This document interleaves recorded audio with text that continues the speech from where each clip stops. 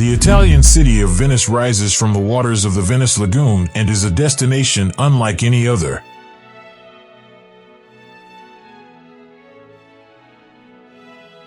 Here, shielded from the Adriatic swells and once the largest harbor in the world, Venetian traders built an impossibly prosperous city.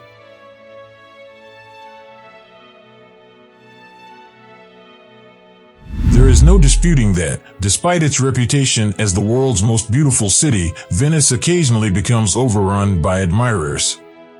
But if you take your time and are gentle with her, she will give you glimpses of breathtaking beauty and happiness.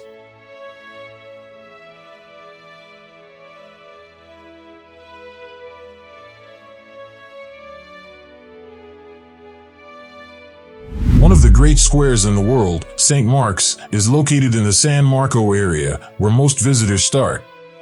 If you arrive early enough, you can enjoy the plaza alone and away from the crowds.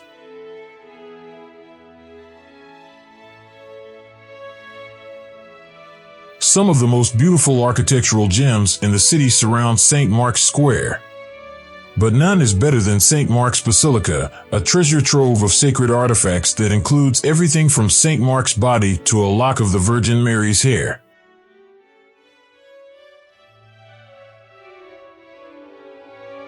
St. Mark was referred to as Mark the Lion-Hearted, and this lion-hearted emblem may be found all across Venice. St. Mark's Campanile, the city's iconic bell tower, is located across from the basilica.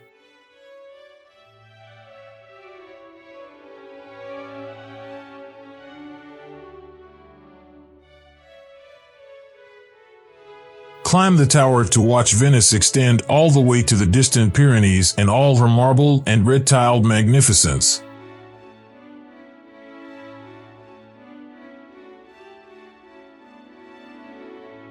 Doge's Palace, one of the city's most well-known landmarks, is located below the tower. This Venetian Gothic masterpiece served as the Republic's center of authority for many years. Today, a museum honoring centuries of Venetian success and grandeur is housed in the courtyards, apartments, and chambers. The San Marco and San Teodoro columns, the city's historic entrance, are right outside.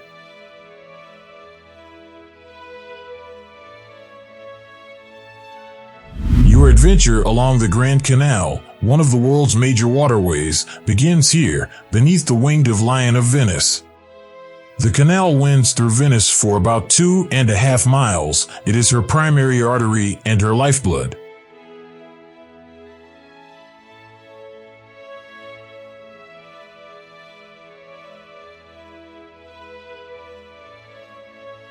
Take the Vaporetto dell'Arte and leisurely discover the canal's wonders. Alternatively, travel in true Venetian fashion via gondola, which Mark Twain reportedly said to as the gentlest mode of transportation ever created.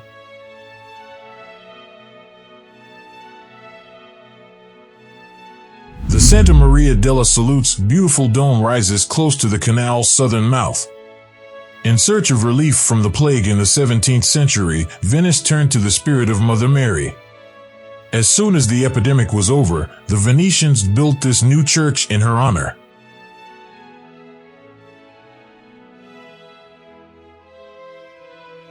Elegant palazzos that were formerly the houses of affluent merchants may be seen all along the canal as though in a dream. At their doorsteps, the river's enduring wake continues as it has for ages.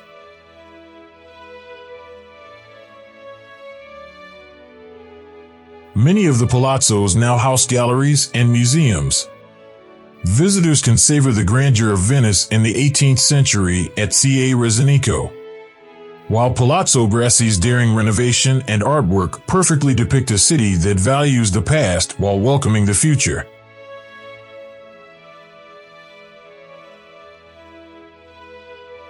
Venice has a way of winning people over.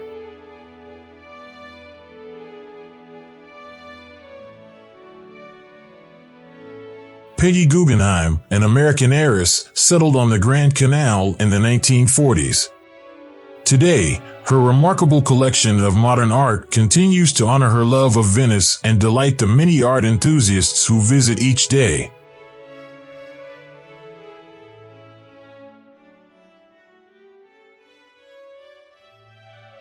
The city of bridges, as Venice is known, includes several artistically created bridges.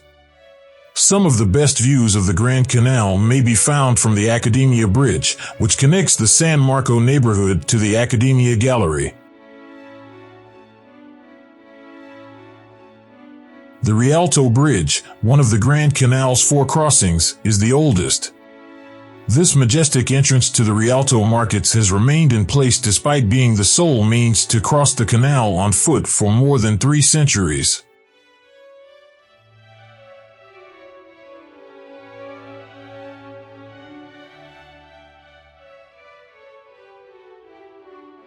Beyond the Grand Canal, there are countless additional bridges to discover, ranging from the simple to the beautiful.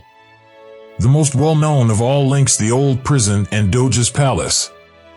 The Bridge of Sighs got its name because the condemned would take one final glance at their beloved city from the confined walkway and sigh.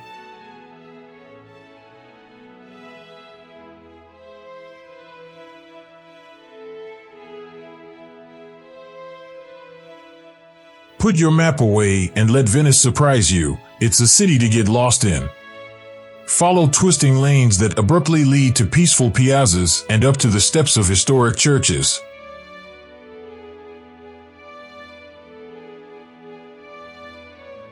Discover cultural gems like the Teatro La Fenice, which, after being burned down 3 times, re-emerged from the ashes each time, exactly like its namesake, in the heart of San Marco.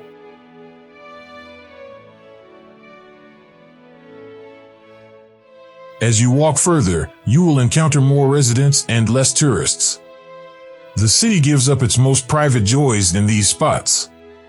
There are locations to take a break from the city's embrace, such as the seaside promenades or Castello's peaceful canals and expansive piazzas.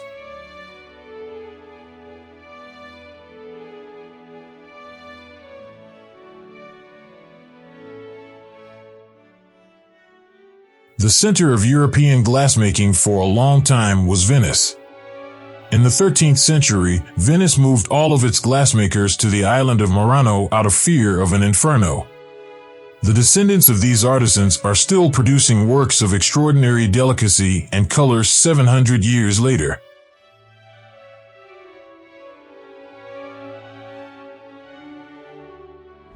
Another island known for its color, the little island of Burano, is located further across the lagoon.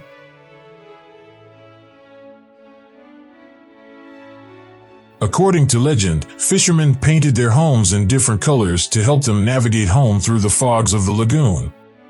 Shop for some of the lovely lace produced on the island while you're here, just like Leonardo da Vinci did in 1481.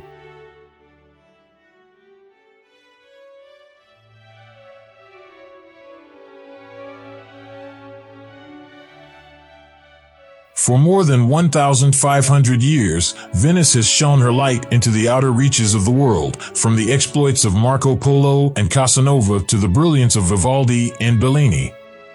And now she is surrounded by the world.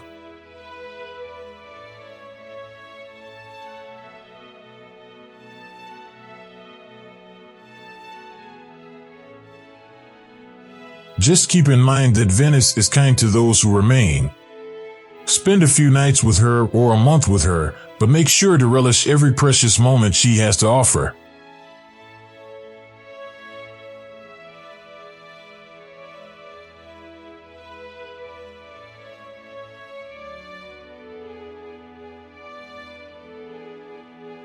Please remember to like, share, and subscribe to our channel for more travel videos if you liked our video.